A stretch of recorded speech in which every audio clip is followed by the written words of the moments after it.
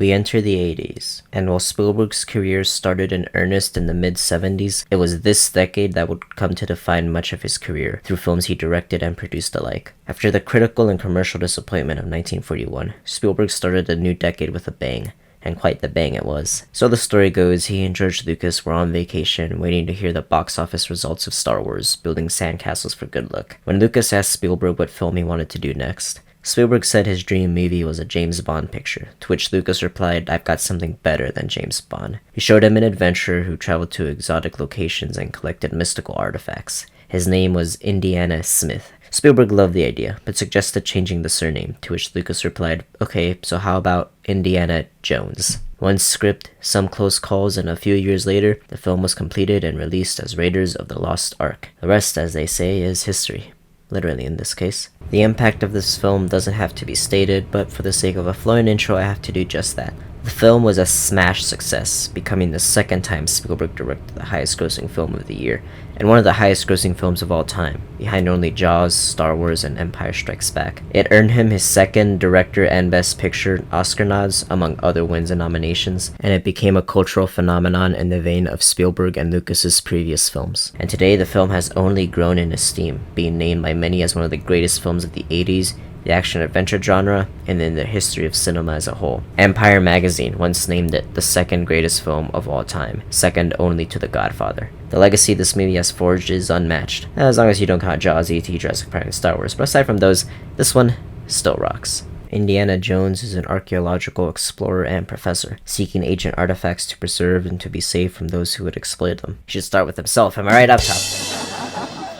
Anyways, in classic Lucas fashion, we start in the middle of another adventure, start a new one almost as fast as the current one ends. Quick side note, I love this storytelling technique because it implies there's a much bigger world out there than what we've just seen. But anyways, this time, he's after the Ark of the Covenant, the mythical item which supposedly holds the power of God himself. And it's for that reason the Nazis want it. Aided by professional rival of Jones, Balak. With the help of his good friend Sala and old flame Marion Ravenwood, Jones must endure the people he fights and places he meets in order to get to the Ark first. Once again, I am faced with the task of trying to say something new about one of the most popular and acclaimed films of all time, and once again I can only provide my own personal recollections, however similar they are to the general reception. As a kid, my two favorite franchises to return to were Star Wars and Indiana Jones, and of all of the Indiana Jones films, this one always stuck out the most. It was an intensely fun and gripping watch no matter how many times I saw it. It's extra fascinating considering that with Star Wars, all you needed to get 8-year-old me's attention was spaceships, blasters, and cool laser swords, because science fiction was something that fit like a glove to me, and it still does. In that respect, Indiana Jones had to try harder, as it reserves its supernatural tomfoolery until the last act,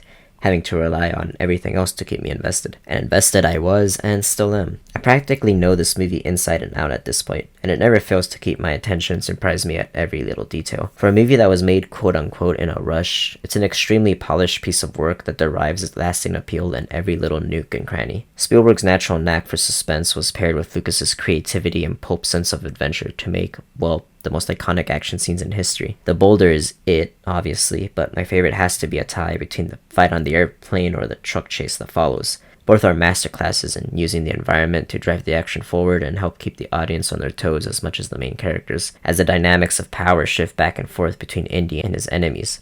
Speaking of the people that partake in those fights, Indiana Jones has to be one of the most fascinating characters ever, for the sole reason that he isn't fascinating. If you think about it, he doesn't actually have that much of an arc, has very little inner conflict, we don't even know his backstory at this point in time, and yet somehow he's the emblematic movie hero, regularly regarded among the all-time greats. How is that? Maybe it's Ford's indelible performance that subtly portrays years of wear and tear. Maybe it's how, in Spielberg and Lucas's differing approaches to the character, Lucas wanted him to be a Bond-style playboy, Spielberg wanted him to be a tortured alcoholic with shades of Bogart from Treasure of the Sierra Madre. It led to a happy middle ground that stuck out. Maybe it's in the dogged tenacity Indy displays whenever up against overwhelming odds. Maybe it's all of these, maybe none, or something simply indescribable. The magic sauce that creates immortal figures in our pop culture. I don't know. All I know is that Indy has it, as evidenced by his popularity that lasts to this very day. Indy's just one piece of the character puzzle though. For my money, this has got the best Indiana Jones villain with Balak. He may not be as scary as Mola Ram or as sexy as Dr. Schneider, but he really gets under Indy's skin, and ours as well. He's a lovely, slimy, despicable little creep that you love to hate. Not only does it have the best villain, but the best love interest of Indy. I know that's not the biggest bar to reach, but Marion proved herself.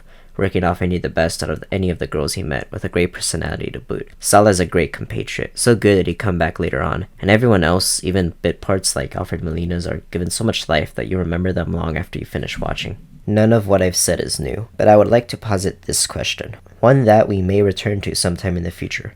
Why do we still remember and watch Raiders of the Lost Ark? See, Lucas and Spielberg knew what they were making, a pulp piece of entertainment, with no deeper meaning to dig into or no grand message. Stuff like that is usually forgotten and derided by critics and even the mass public on occasion. And yet, over 40 years have passed, and the luster of Raiders shines as brightly as ever. Repeat viewings doing little to chip away at the illusion, and new generations like myself welcoming it with open arms. It's a phenomenon that's far outside the reach of a simple review in a series like this one, so who knows, maybe another day. All I'll say on the matter is that perhaps its perfection in front of and behind the camera has something to do with it, and maybe there's some meaning I'm missing. But again, it's something to think about. Well, there it is. Everything I have to say about Raiders, which is to say, not much. It's a movie that, at this point in its life and mine, is more fascinating for what it inspired than for the movie itself, for the sheer reason that it's practically ingrained in my cinematic DNA. And unlike with something like Close Encounters, I am one of the many praising it to high heaven and back as a true masterpiece. Not much else to say.